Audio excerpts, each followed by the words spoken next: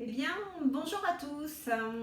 Aujourd'hui, nous nous retrouvons pour cette petite vidéo parce que j'avais envie de vous parler, donc toujours des blessures émotionnelles de l'enfance, des blessures de l'âme, mais donc les conséquences en fait qu'elles ont dans notre vie, dans notre existence. Donc, concernant la blessure d'âme du rejet, la blessure d'âme de l'abandon, la blessure d'âme de l'humiliation, la blessure d'âme de la trahison et la blessure d'âme de l'injustice. Donc voilà, donc pour commencer avec la première, la blessure d'âme du rejet, donc là on va vraiment ressentir qu'on n'a pas notre place, hein. On a été un enfant pas désiré, ou alors je suis une fille alors qu'on attendait un garçon, ou alors j'avais beau solliciter un petit peu d'attention, mes parents étaient très occupés, alors pas forcément avec une intention de me rejeter, hein, mais le fait que voilà, ils étaient très occupés. Moi, en tant qu'enfant, j'ai pu ressentir à répétition cette sensation de rejet, hein, donc cette émotion douloureuse dans mon petit corps d'enfant.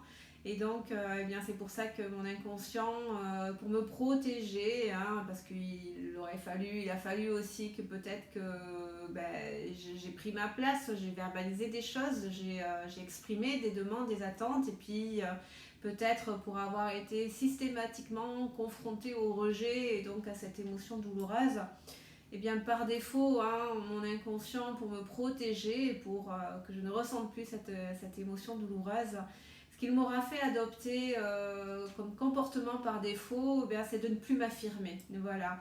Et encore une fois, encore heureux, hein, enfin heureusement, c'était bien à l'époque dans la mesure où effectivement ça m'aura épargné nombreux chagrins supplémentaires. Mais voilà, le problème, on en revient à ça, c'est que l'inconscient n'a pas la notion du temps et qu'aujourd'hui, même si tout a changé, tout est complètement différent, nous ne sommes plus cet enfant de l'époque, mais nous sommes devenus un adulte, eh bien il n'empêche que ce programme a été enregistré par défaut et que quand on est adulte, eh bien il est toujours actif. On a un gros problème d'affirmation quand on a cette blessure du rejet. On a vraiment des problèmes d'incarnation, hein. On va avoir beaucoup de mal à prendre notre place. Et du coup, donc on vibre cette croyance enregistrée par défaut, cette croyance limitante dans notre taux vibratoire. Et comme des ondes, pas des ondes, oui, des ondes radio, si je puis dire, on va envoyer ça à l'univers, hein, comme information, hein. Notre âme va envoyer cette information à l'univers, c'est-à-dire, voilà, j'ai un défaut d'affirmation et l'univers, du coup, va répondre à cette vibration. Alors comment? Bien malheureusement en mettant sur notre chemin des personnes qui vont abuser de leur pouvoir, hein. Donc quand on a la blessure d'âme du rejet, on va attirer des personnes à très fort caractère, hein, des personnes qui ne vont pas nous respecter. Alors encore une fois, c'est notre âme, hein. Alors, ça peut être dur à entendre, mais voilà, je vibre cette blessure à transmuter, à guérir. Donc l'univers va y répondre, hein. Donc il va m'envoyer voilà, des personnes qui vont abuser de leur pouvoir. Mais pourquoi? Encore une fois, moi si j'avais pas cette blessure, mon élan naturel serait de m'affirmer, hein, de dire oui, de dire non, ça j'ai envie, ça j'ai pas envie, j'ai envie d'aller là ou j'ai pas envie d'aller là. Mais voilà, quand on a cette blessure, on s'est déconnecté, hein. Donc pourquoi l'univers va envoyer ces personnes qui vont abuser? Eh bien, tout simplement pour nous inviter à nous reconnecter à notre élan naturel d'affirmation. C'est-à-dire qu'au bout d'un moment, parce on en aura marre, on en aura assez de se faire marcher dessus, eh bien, on va oser dépasser cette peur et on va oser se reconnecter à cette affirmation. On va oser recommencer à dire non, à dire stop, à dire ça me plaît, ça me plaît pas. Enfin voilà, à nous reconnecter à cet élan naturel d'affirmation. Donc voilà, pour cette blessure du rejet, voilà, c'est vraiment le genre de situation qu'on va attirer dans notre vie des personnes qui vont abuser. Pour ce qui est de la blessure de l'abandon, hein, donc là ce sont des manques affectifs que j'ai ressentis à répétition. Manque affectif ou encore une fois voilà, un trop plein d'amour qui m'a fait me rendre dépendant affectif aussi. Mais voilà, encore une fois, pour une raison ou pour l'autre, soit parce que j'en ai manqué, soit parce que j'en ai reçu beaucoup, il va y avoir cette même conséquence. Je vais devenir dépendante affective. Voilà, pour me sentir bien, je vais avoir besoin d'une reconnaissance extérieure. Je vais avoir besoin d'être nourrie de l'extérieur.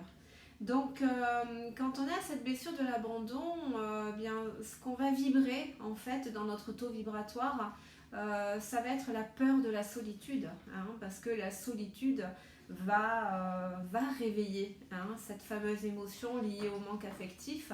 Et c'est pour ça d'ailleurs que l'inconscient va faire en sorte qu'on ne soit jamais dans la solitude, qu'on soit tout le temps occupé avec des personnes ou avec une activité, ou encore une fois, voilà, à se remplir. Donc cette blessure va engendrer nombreuses béquilles psychologiques, hein, justement pour combler ce vide, tels que la nourriture, la drogue, l'alcool, la cigarette, un sport, le travail, une addiction aux jeux vidéo, l'ordinateur, le téléphone, enfin bref, voilà. J'ai une peur de la solitude, donc je vais faire tout pour ne pas être confrontée à cette solitude. Donc là, l'information qu'on envoie dans l'univers, c'est j'ai peur de la solitude. Je ne suis pas capable de me sentir bien et entière avec moi-même dans la solitude. Donc de la même façon, l'univers va répondre à cette vibration. Alors comment? Eh bien malheureusement par multiples situations d'abandon. C'est comme si l'univers nous disait ah, tu penses que tu n'es pas capable de te sentir bien dans la solitude? Eh bien, je vais mettre sur ton chemin plein de situations où tu vas te retrouver seul. Et comme ça, eh bien, tu verras par toi-même qu'à force, tu retrouveras les ressources nécessaires en toi pour apprendre à te sentir bien dans ta solitude.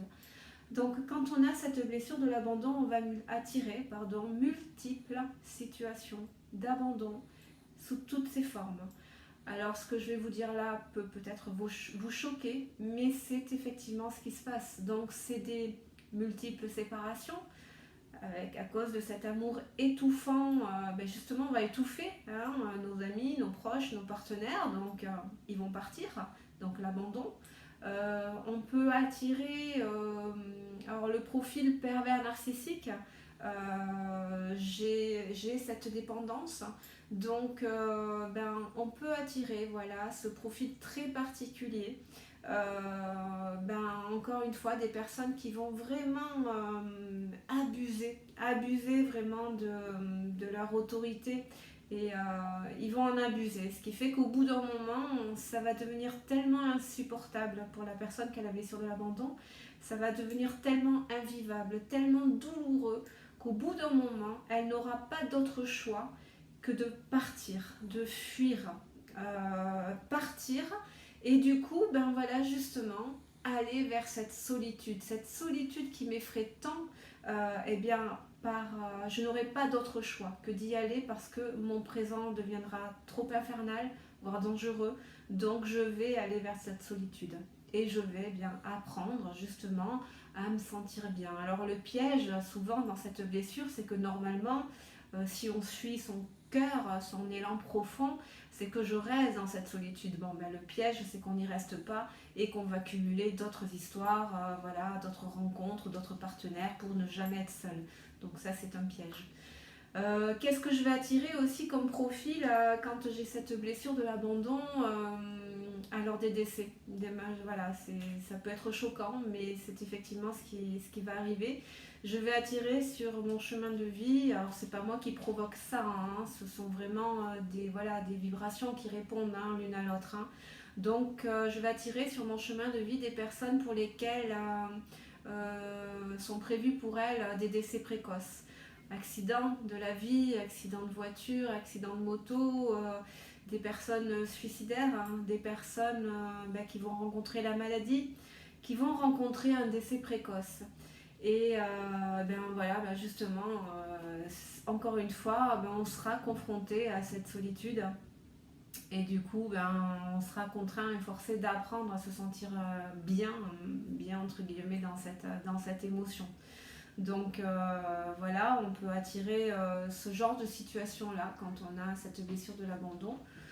Ou encore un autre profil, quand j'ai ce manque affectif, donc une grosse dépendance affective, ce que je peux attirer dans mon chemin de vie, ça va être des personnes qui, elles, ont une profonde blessure de l'injustice. Donc, pour faire un petit rappel, la personne qui a une blessure de l'injustice, elle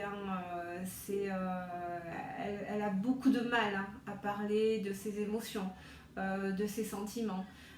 Donc moi, avec ma dépendance, je vais avoir besoin de beaucoup de nourriture affective. Et la personne en face qui, elle, est dans cette blessure, n'est pas en mesure de me l'apporter. Donc par amour, il va falloir que j'apprenne à me rassurer, à me sécuriser sans cette demande permanente de démonstration affective. Voilà. Ensuite, pour la blessure de l'humiliation, donc alors là, on a une grosse désestime de soi, hein. On s'oublie complètement quand on a cette blessure de l'humiliation, hein. On se met complètement de côté, on est vraiment dans cette énergie de sauveur, hein, de soi-même, s'oublier complètement pour tout anticiper pour l'autre, pour tout s'occuper vraiment corps et âme à l'autre. Donc on va avoir avec cette blessure aussi un gros problème pour dire non. Non, ça va juste être impossible. Si jamais j'envisageais de dire non, mon inconscient m'enverrait des vagues de culpabilité à outrance justement pour m'en empêcher. Donc voilà, c'est un cœur en or, mais c'est un cœur, on s'oublie complètement.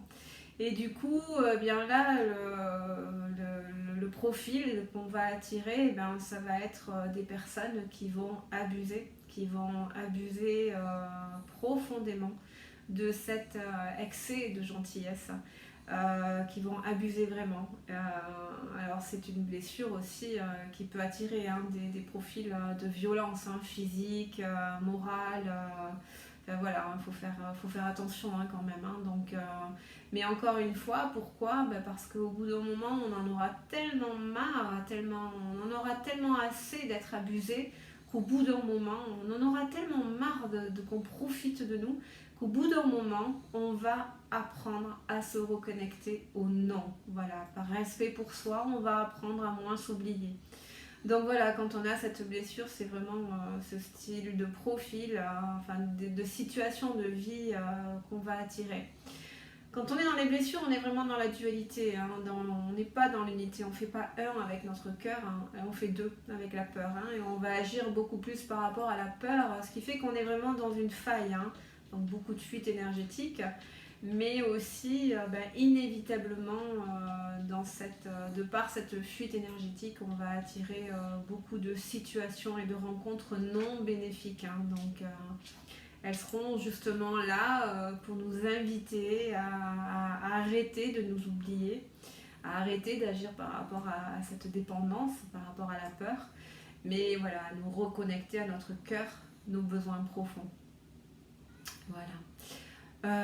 Ensuite, donc la blessure d'âme de la trahison, hein, donc celle-ci, on a vibré une profonde insécurité, hein, une profonde peur, hein, donc c'est pour ça qu'on va devenir très contrôlant. Il va vraiment falloir que tout se passe comme nous l'avons décidé, hein, donc on va vraiment contrôler, là encore à outrance, hein, quand la blessure est profonde. Donc là, qu'est-ce qu'on va attirer quand on a cette blessure ? Ça va être de la dépossession, des dépossessions. De la trahison, des mensonges, on va attirer tout ce genre de situation, de la dépossession affective, matérielle aussi et financière aussi, c'est tout à fait possible, hein. Je manque de sécurité interne, donc je vais avoir un besoin de cumuler, hein, des biens matériels, de l'argent, parce que en fait ce sont ces choses-là, hein, extérieures qui vont m'apporter une sécurité interne. Sauf que c'est une sécurité qui est illusoire. Donc c'est pour ça que tôt ou tard, à un moment donné, l'univers va balayer vraiment cette sécurité extérieure. Elle va m'obliger à me confronter au vide, voilà, au rien en fait. Et bien justement, elle va m'inviter traverser, ce néant qui me fait si peur. Mais justement, c'est dans cette traversée-là que je vais me rendre compte que je suis capable, que j'ai cette capacité d'adaptation et cette capacité à rebondir. Donc, c'est au travers de toutes ces victoires personnelles, en fait, que nous allons restaurer notre sécurité interne et notre estime de nous-mêmes. Donc, c'est pour ça qu'avec cette blessure, on va souvent attirer cette dépossession matérielle et financière, mais affective aussi, que ce soit dans le sentimental, dans l'amical. On est tellement dans le contrôle qu'on sabre l'autre. On ne respecte pas son individualité. C'est de l'humiliation inconsciente. On va tout imposer à notre façon. Donc l'autre, que ce soit amical, partenaire, va sentir que de toute façon il n'est jamais à la hauteur, ça ne va jamais, son essence n'est pas respectée. Donc vont arriver des situations de mensonge et puis de trahison et de perte là aussi. Les personnes lassées vont partir. Donc ça va être des séparations aussi. Il faut faire attention à ça. Et puis, quand on a la blessure d'âme de l'injustice, qu'est-ce qu'on va attirer? De la non-reconnaissance. Enfin, c'est pas rigolo, je rigole, mais c'est vraiment pas rigolo. Ça va être, on va toujours en faire plus, et puis ce sera jamais assez en face, jamais assez, jamais assez, jamais assez. Donc, cette non-reconnaissance, on va répéter des situations injustes dans notre vie. Des nœuds, des blocages, celle de la trahison aussi, ça crée beaucoup de déséquilibre énergétique à l'intérieur. Donc on va attirer des problèmes de santé, des dépressions, des burn-out. Mais quand on a cette blessure de l'injustice, on va vraiment attirer de la non-reconnaissance. On aura toujours beau en faire plus, et pour autant non-reconnaissance et nombreuses situations injustes. Voilà. Donc c'est en gros un petit peu le genre de situation qu'on va attirer dans notre vie. Encore une fois, ce sont des blessures qui vibrent dans notre taux vibratoire. Beaucoup de conditionnements limitants, de programmes limitants et qui vibrent et qui attendent, qui demandent à être transmutés. Il ne faut pas oublier que notre âme, si on s'est incarné, c'est pour transmuter tout ça. Et donc elle émet toutes ces informations dans l'univers et l'univers va répondre à cette vibration en mettant sur notre chemin de vie les situations nécessaires pour nous aider justement, pour nous inviter à transmuter tout ça. Donc c'est important d'en avoir conscience parce que du coup on subit moins et puis on est plus dans l'action. On comprend qu'il y a des enseignements, on comprend qu'il y a des leçons.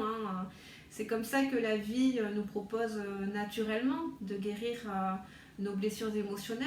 C'est-à-dire qu'à force d'être abusé, à force d'attirer des épreuves, on va retirer un enseignement. Par exemple, je dis tellement oui à tout le monde que j'attire que des abus. Donc au bout d'un moment, je vais retenir un enseignement de vie, que je vais en avoir tellement assez que maintenant, ça suffit, j'arrête, j'apprends à dire non, grâce à mes leçons de vie. C'est vraiment comme ça que la vie nous propose naturellement de guérir, de transmuter nos blessures grâce à la leçon de vie. Mais encore, faut-il l'appliquer. C'est ça qui est très important. Souvent, on va commencer à l'appliquer et puis, paf, on va repartir en arrière. Donc, c'est pour ça que on peut attirer vraiment... on multiplie les épreuves et puis à chaque fois, elles sont de plus en plus fortes. C'est vraiment... c'est comme si l'univers nous mettait une claque derrière la tête. Mais t'as compris maintenant, tu vas la retenir, ta leçon de vie, ou oui, quoi. Ou non, pardon. Donc ça, c'est vraiment important de retenir ces enseignements de vie et de les appliquer, parce qu'encore une fois, c'est comme ça que l'univers nous propose de guérir nos blessures. Mais encore une fois, on peut travailler en conscience aussi, hein. On n'est pas obligé d'attendre, d'attirer des épreuves, hein. Il est là l'énorme avantage de cibler ces blessures émotionnelles, hein. Et surtout, les systèmes de défense limitants qui en ont découlé. Parce que ces systèmes de défense limitants, hein, s'expriment sous forme de comportements dans notre quotidien, des attitudes que nous avons dans notre quotidien, et qui sont devenus tellement inconscients qu'ils sont devenus naturels. Seulement, ils sont des conséquences à nos blessures. Donc, il faut vraiment garder à l'esprit que plus j'agis en fonction de ces comportements, qui sont des conséquences à mes blessures, et bien automatiquement, plus j'entretiens moi-même mes peurs racines et mes blessures émotionnelles. D'où l'importance, et c'est ce que je vous propose, hein, dans mes consultations, c'est d'arriver bien sûr à cibler la blessure, et puis surtout ces systèmes de défense, voilà, pour du coup les rectifier en pleine conscience. Alors c'est là où va entrer en compte le travail émotionnel aussi, parce qu'automatiquement, en les bougeant, nos mémoires émotionnelles vont se réactiver. C'est justement là, hein, qu'on est invité à les accueillir et à les transmuter. Donc il y a vraiment un gros travail de libération émotionnelle. Mais voilà, c'est effectivement le soin que je vous propose en psycho et énergétique. Psycho pour cibler, conscientiser, et pour savoir quoi rectifier. Et puis l'énergétique, voilà, pour aider à transmuter, à libérer, à libérer et à transmuter. Voilà, encore une fois, ces émotions.